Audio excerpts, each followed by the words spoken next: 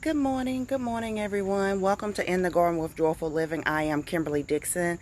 I am starting just a couple minutes early this morning because I want to really take you through and show you the transition that the garden is going through. So while we wait for some people to join us, I'm going to go ahead and start showing you the garden.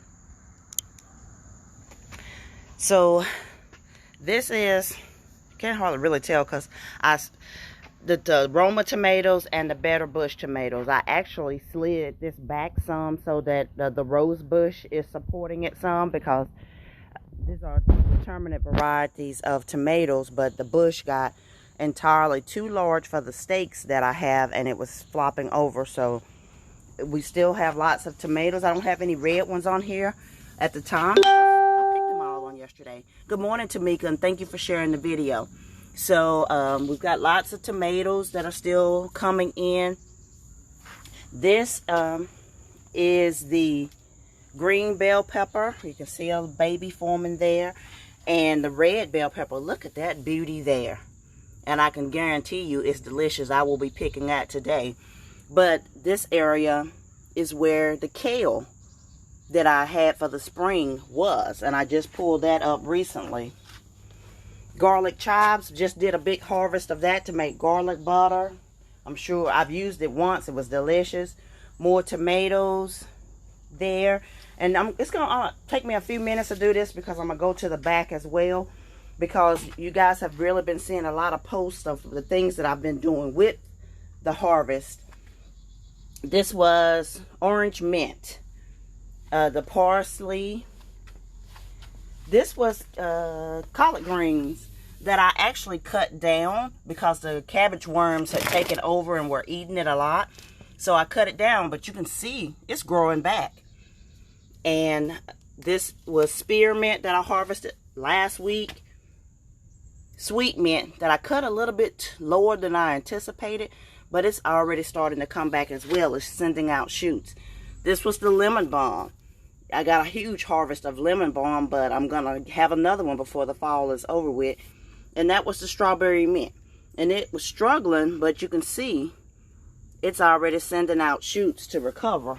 But we're going to go around to the back today, excuse me, as well as, you know, looking at the things on the front, because all of this ties in. The grass is wet this morning. Guys, I've been trying to do this topic for weeks, but for every Saturday morning, it's been raining. And although it is not sunny today, it's not actually raining. So I'm finally getting the opportunity to do this. But I hate walking in wet grass. So this is the watermelon. Look at that baby there. It's struggling a little bit now because it's been raining every day. And I haven't had a whole lot of opportunity to do any maintenance out here. But the watermelon, good morning, Tanya. It's doing good. It's not quite ready to be picked yet, but she looks wonderful, and this is my first time growing watermelon, so I cannot wait to see what happens with that. But it's growing very well. Banana peppers. Look at all of those peppers. It's got peppers on it everywhere. Big, huge peppers. That is, sun scorch, and it's actually ready. You can cut that off, but that's where the sun burned it. Jalapenos. We got jalapenos coming through like nobody's business. I've made pickled jalapenos and banana peppers that I have eaten all of, that I'll be making. I've got enough to do another set of those. Hot cayenne pepper. Look at those beautiful peppers. Wonderful. I'm trying not to get in the grass. I usually walk around and talk, but that grass is wet, and I'm trying not to end up on my back this morning. That's the basil plant that I harvested from earlier this week. I will be able to do another big harvest from it, I'm sure, before the fall is over with.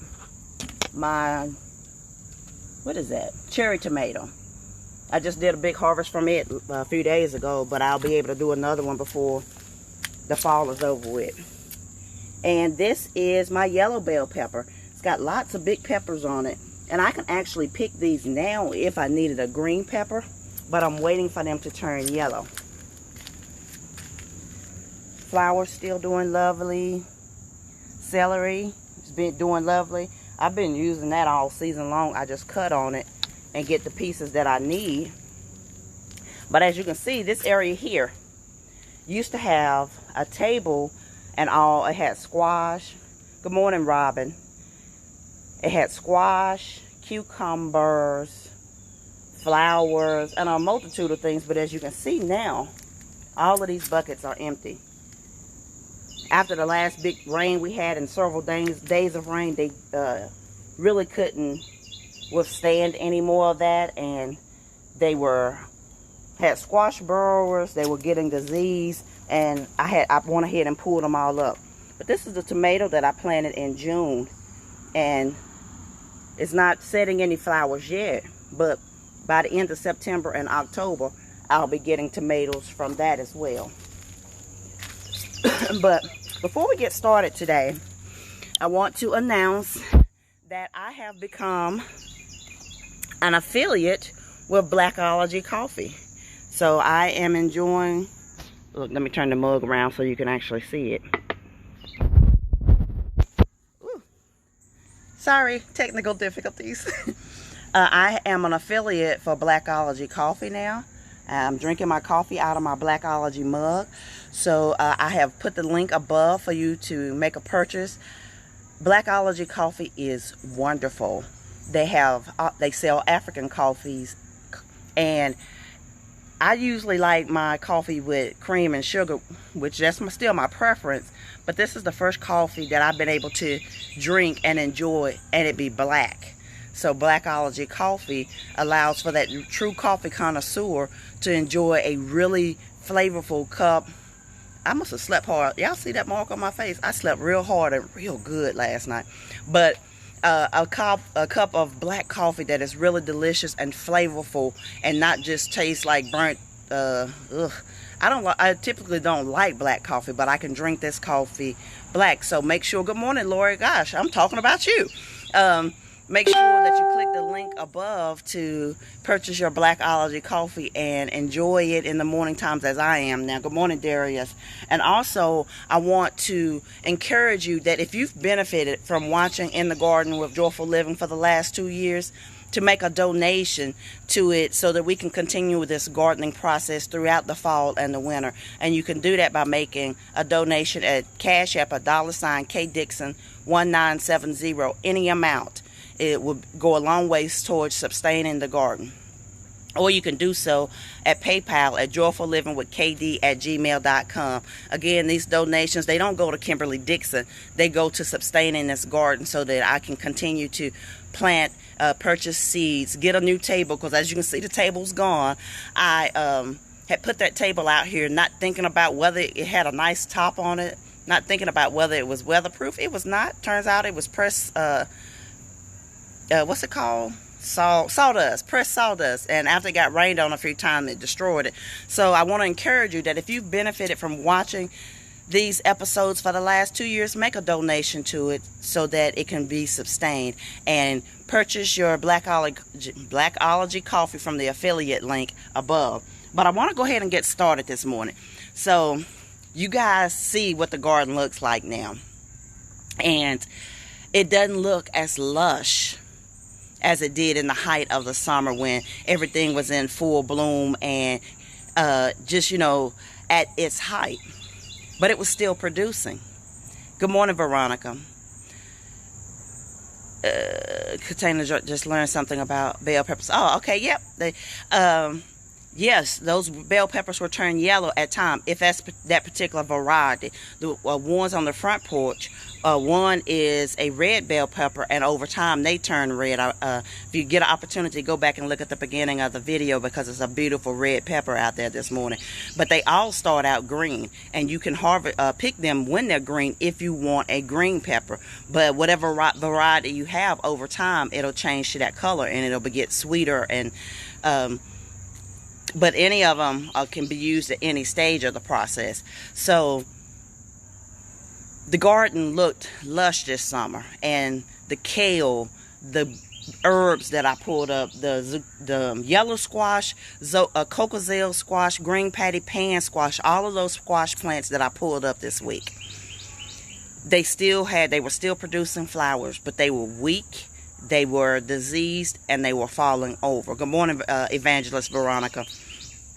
They were still producing, but they were not at their height. And I had a decision to make. I can still nurture on these plants and try to get them to produce and push something out past their prime. And the cucumbers too. The cucumbers produced beautifully this summer. I was able to give so many of them away. I was able to enjoy them myself. I was making cucumber water every day, and it was delicious. But over time, the production slowed down. The plant began to die back, but it was still producing out little fruit. They were misshapen and smaller, but it was still producing. So I had a choice to make. I could either continue to let that plant continue to feed it, continue to let it try to produce cucumbers and squash, or I could pull it up. Now, if any of you have a garden, you know you form an attachment to these plants. And because I sit out here and I pray and I talk to them and I encourage them, it's like, come through, cucumber, you got this thing, baby, come on. You form an attachment to them. But I had to make a decision. I can either continue to nurture this plant that I know is dying. It's past its prime. Cucumbers are an annual. They're not supposed to last longer than a season. And it had given me everything it could this season.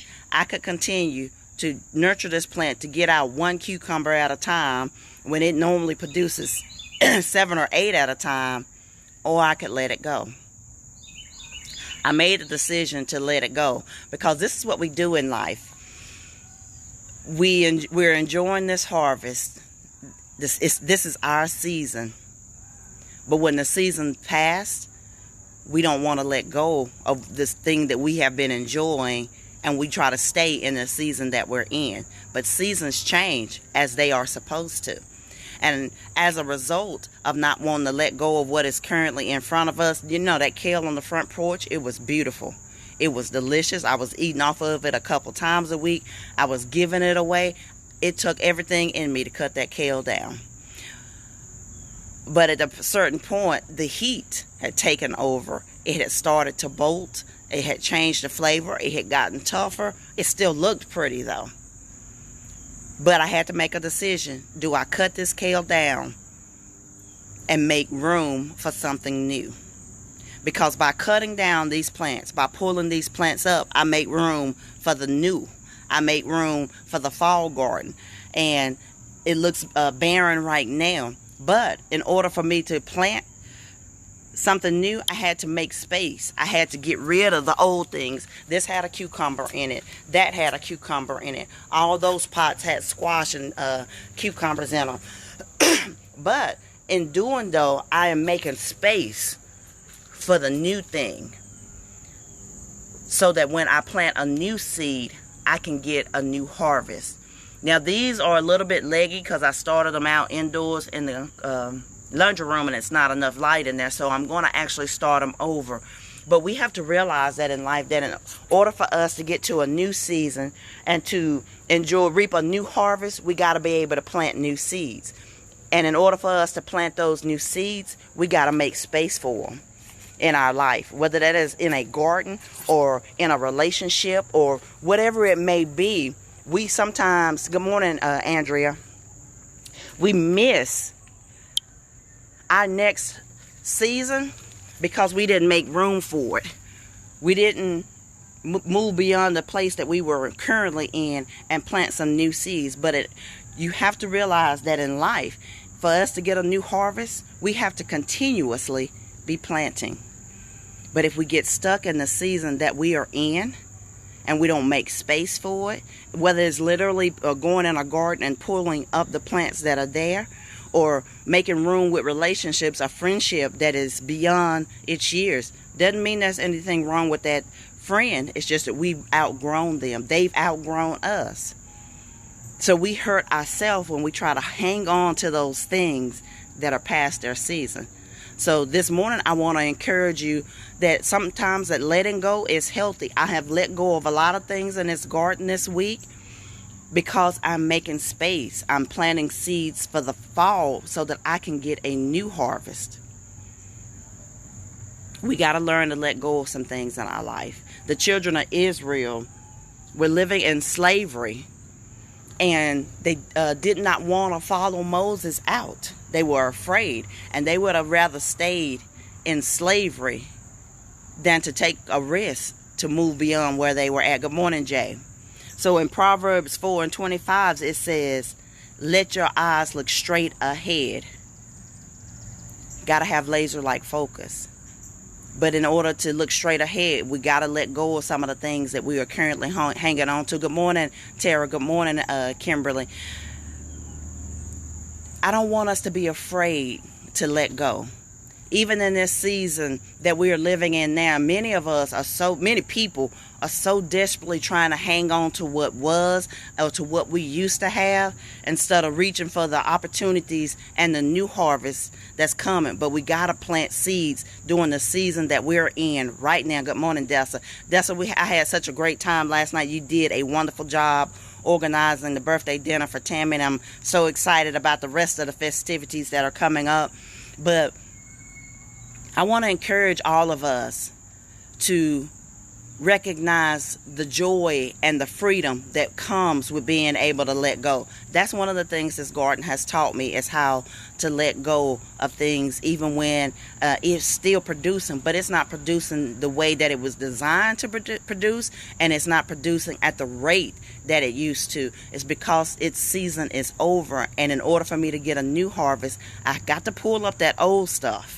We got to let go of some of the old stuff. We got to let go of that old hurt and all that old pain and that old trauma that we are holding on to in our hearts and in our minds and in our spirits in order for us to get to what God has for us. You cannot get to the promised land if you're still living in Egypt. We got to learn how to let go. Because there is a new harvest on the horizon, but you got to plant the seeds for it. I know these look a little leggy, but they're for illustration. I'm going to replant these, reseed these because they got too tall and they're weak. But for illustration purposes, I cannot plant these if I don't make space for them in my garden, in my life. So we got to let go.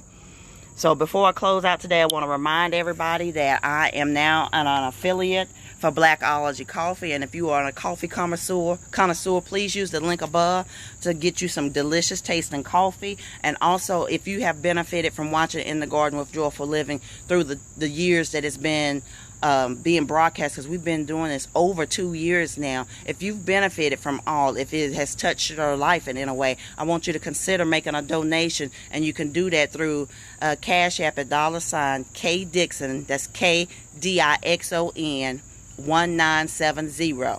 You got to make sure you put the 1970 on there because there is another K Dixon. But they were nice enough that when someone sent a book purchase to them, they sent it back to them. But $K Dixon 1970, or you can do it through PayPal at joyfullivingwithkd@gmail.com. And if you are interested in becoming a sponsor, you have a business and you want to be a sponsor, a monthly sponsor of the In the Garden segment, please email me at joyfullivingwithkd@gmail.com. I'm in the process of working with a couple different businesses now to get some sponsorships going, because you all know this started out as a 2x6 slab of concrete at my apartment, but now, as you can see, it has grown to a full garden on a front porch and a back patio. And the vision that God has given me for this is much bigger than what we see today, as it is already grown. So, but in order to grow like that, we need support. We need your involvement. So if you've benefited from watching, if you benefited from coming to the garden, I want you to consider making a donation to it. But I don't want to get off of here today without reminding you that there are different seasons in your life. And in order for us to get to the next season, we got to always be continuously planting new seeds to get a new harvest. Don't get stuck in holding on to something for the sake of having it that is no longer producing in your life. We got to be willing to let go of some things. We got to be willing to change some things if it is not working. Don't get comfortable being in a space that is unhealthy, that is not beneficial, that is not productive, that is not producing anything. We were designed to live in joy. We were designed to, we were created, so we are creative. Don't get stuck and lose your creativity. Don't get stuck and lose your health. Don't get stuck and lose your joy. We got to learn how to let go of some things. So guys, thank you for watching In the Garden with Joyful Living this morning. I love you all. I'll talk to you soon. Bye-bye.